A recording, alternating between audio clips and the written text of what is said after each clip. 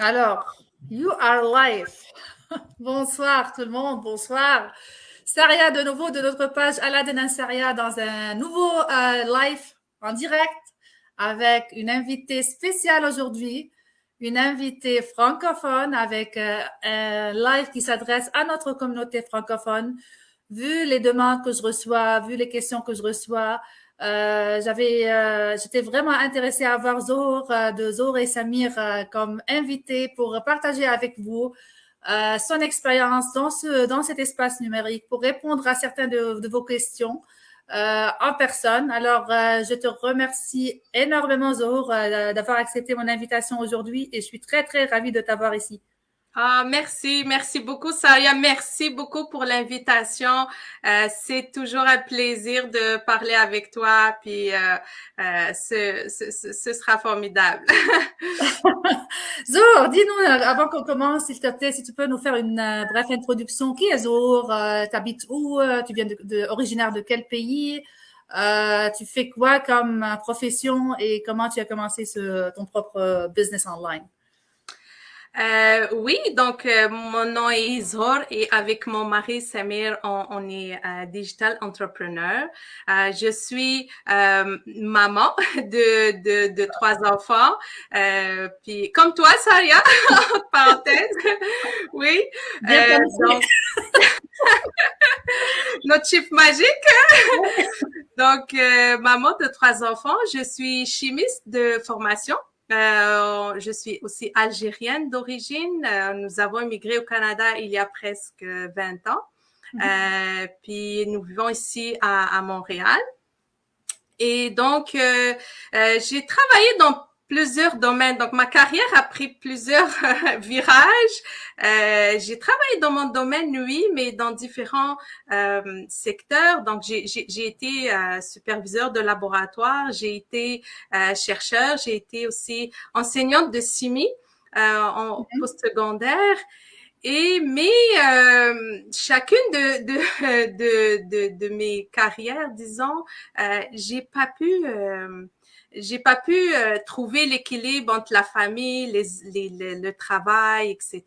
Donc, vu que mon mari est Samir et qui est maintenant entrepreneur avec moi et ingénieur pétrolier, puis il se déplaçait il était sur chantier 5 semaines, donc 5 semaines absent de la maison, et puis 3 semaines à la maison. Donc, c'était une vie assez spéciale. Puis, avec les enfants, je laissais les enfants parfois à la garderie jusqu'à 8 heures. 8 heures du soir. Donc, parce que j'avais des heures supplémentaires, parce que c'était demandant, parce que, donc, c'était j'ai manqué beaucoup de moments avec les enfants puis mon mari aussi. Donc on était toujours à la recherche de quelque chose qui nous permet de d'avoir une vie normale, de pouvoir voir nos enfants grandir parce qu'on a une vie hein, et puis les enfants grandissent vite, on voit pas le temps passer. Donc on était toujours à la recherche de quelque chose puis on l'a trouvé dans ce business. Heureusement. Alors, malgré tous tes sacrifices, Zohar, malgré le temps supplémentaire, malgré avoir laissé tes enfants dans les garderies, ton mari n'est pas présent dans votre vie, il s'absente bien, ça voulait pas la peine. C'était pas assez, hein. Comme revenu, c'était pas assez pour la famille. Malgré tout ce temps consacré, tu étais en train d'échanger le temps pour l'argent, mais c'était pas une bonne égalité, si tu veux. Oui, tout à fait, parce que tu sais le revenu qu'on avait, malgré qu'on avait de bons salaires, mais la moitié du salaire passait en temps supplémentaire à la garderie. Ça passait à payer le temps supplémentaire à la garderie. Donc Ouais. ça valait pas la peine dans le fond tous ces sacrifices. Plus les taxes, hein? Plus les taxes, garderie, plus les Exactement, taxes. C'est bien que tu exactement. payes des taxes. Alors, tu sais, on vient avec de grands rêves, bien qualifiés de nos pays. Tu as ton diplôme universitaire. Mais malgré ça, tu arrives ici au Canada, tu dois faire l'équivalence, tu dois recommencer à zéro. C'est trop difficile. C'est pas ton histoire seule, Zoro. C'est l'histoire de chacun d'entre nous qui vient avec vraiment de compétences, avec d'expérience, diplôme universitaire. Et après ça, on se trouve en commençant à l'échelon zéro de nouveau, ce qui n'est pas vraiment évident. Et là qu'on commence à chercher, à se questionner d'abord, qu'est-ce qu'on a fait, est-ce qu'on a pris la bonne décision, c'est quoi le plan B qu'on doit faire, c'est quoi l'action qu'on doit prendre pour que notre décision vaut la peine. C'est la décision, on immigre ici pour améliorer notre vie, améliorer la vie de nos propres enfants, pas vraiment pour les laisser grandir seuls, surtout qu'on les détache déjà de notre famille, des grands-parents, de notre culture. Alors, on se sent vraiment en besoin d'être présent dans leur vie. Exactement. Alors, et dis-moi, Lazare, est-ce que pourquoi ce business-là? Donc, tu cherchais une solution et tu travailles déjà, et puis tu manquais du temps, et puis tu étais quand même capable de faire ce business. Comment et pourquoi? En fait,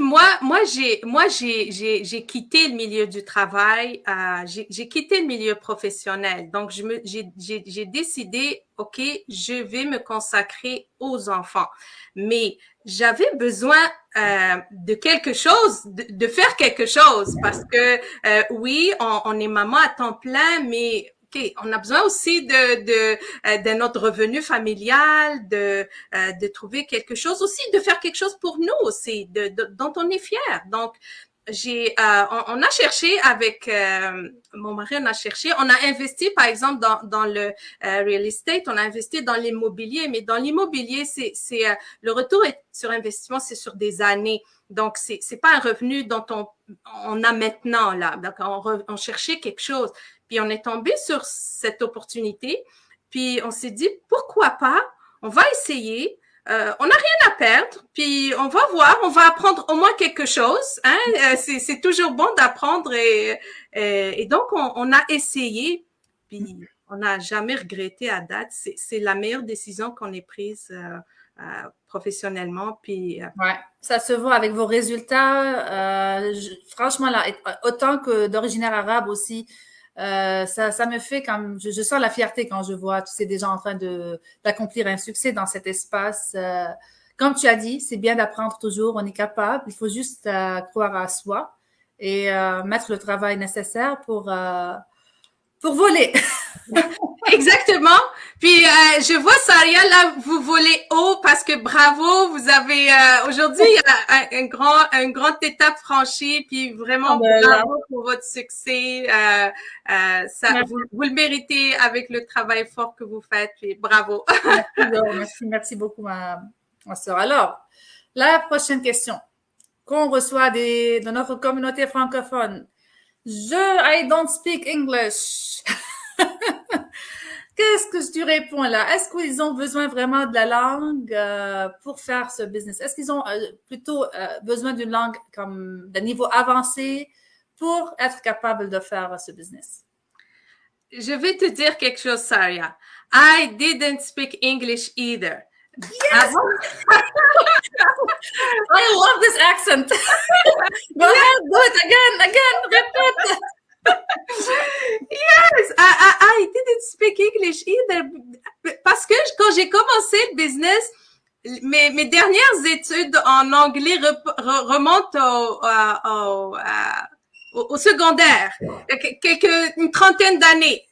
Tu vois ce que je veux dire? Ouais, puis, je vis ici à Montréal. J'ai fait mes études en français. Je vis à Montréal. On vit en français, 100% en français. Donc, l'anglais faisait pas partie de ma vie du tout avant ce business. Mais, on a pu le faire, j'ai pu le faire sans aucun problème parce que c'est un business international. Hein? On n'a pas besoin, puis avec les outils maintenant qui existent, il n'y a pas de problème de langue. On a tout ce qu'il faut pour réussir. Oui, l'anglais, un anglais basic peut être nécessaire, mais on peut se débrouiller vraiment sans aucun problème avec ce business parce que le training vraiment est fait pour quelqu'un qui n'a jamais fait de business comme nous, comme moi, quelqu'un qui n'a jamais fait un online business, qui n'a jamais été dans le monde en ligne. C'est fait pour tous. Donc, c'est vraiment pas à pas, puis vous n'avez pas à vous inquiéter pour ça. Comme nous, si on a réussi, tout le monde peut réussir, même les francophones, arabophones. Vous êtes déjà capable de visionner les vidéos. Ce sont vraiment des vidéos simples à suivre. Vous n'aurez qu'à suivre les étapes et les exécuter. Alors, vous n'aurez vraiment pas besoin d'un niveau avancé d'anglais. Moi non plus, c'est pas ma première langue. Au début, c'était un défi pour moi d'aller faire un live sur ma page parce que j'avais pas confiance en moi-même autant que la langue anglaise. J'ai dit, oh, comment ils vont voir mon accent? Je vais faire des fautes de grammaire.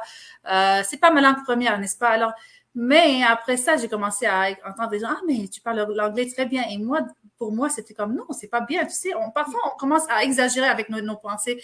On n'est pas censé d'être parfait, c'est pas notre langue maternelle, on fait des efforts, comme si moi j'entends un anglophone qui parle l'arabe, ça va me faire plaisir, tu vois, ça va me faire plaisir qu'il parle l'arabe avec son accent.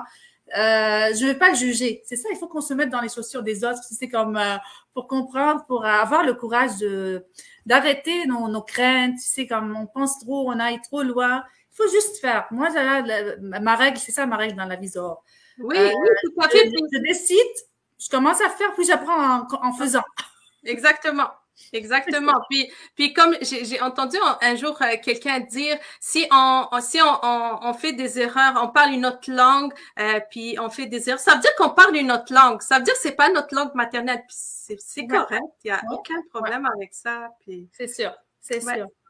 Alors, Zohar, la dernière question pour toi aujourd'hui, qu'est-ce que ce business a ajouté à Zohar autant qu'une maman, autant qu'une femme, autant qu'une employée?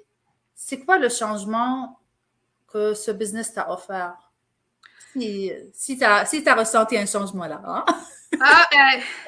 Un énorme changement. Un énorme changement. Ça va me prendre longtemps, mais je vais essayer de résumer là pour pas retenir tes followers longtemps, mais ça a apporté énormément. Maintenant notre business, on le fait autour de notre famille. On ne le fait, c'est pas mon travail qui décide, c'est moi qui décide. Puis en général c'est le programme des enfants qui décide. Fait qu'on fait le business en fonction du programme des enfants. Quand on a du temps, on travaille quand on veut, où on veut. Ça n'a pas de prix.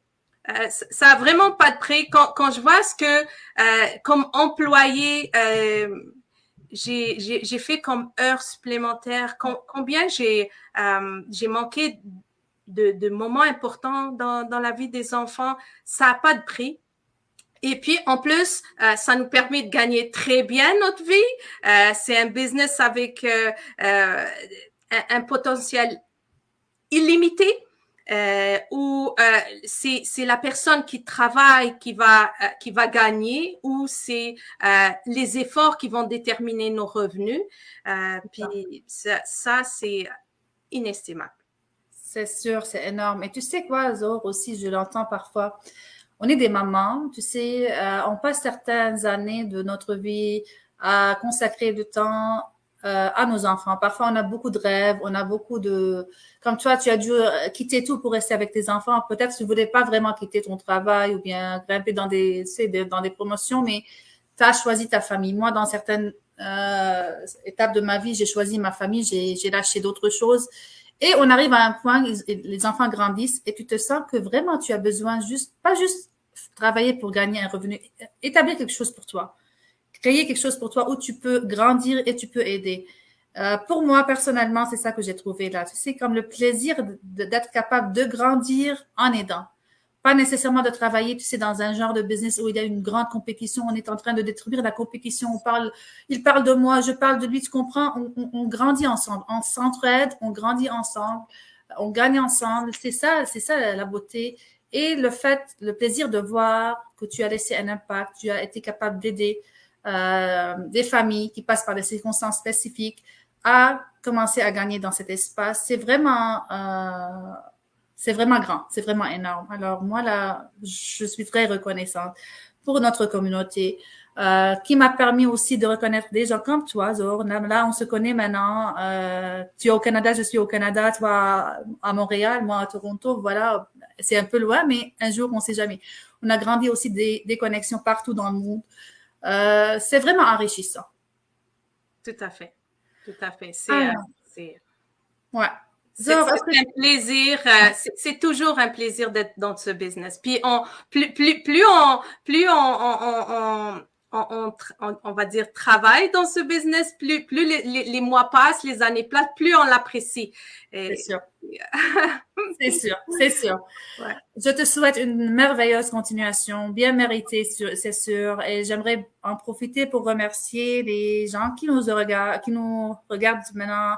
I will take the chance to say thank you to all our followers and specifically to those who are tuned live today. Azza, Najwa, Hina, Raila, Nawal, Nathalie, Alia, thank you so much for tuning in and we'll see you in the very next Go Live. Merci beaucoup de nouveau, Zohar. Merci à tous. Merci beaucoup, Saria. Merci pour l'invitation. C'était un plaisir. C'était un plaisir réciproque. Merci d'avoir accepté et on se revoit, Inch'Allah, dans le prochain Go Live. Bonne soirée à tous et à toutes.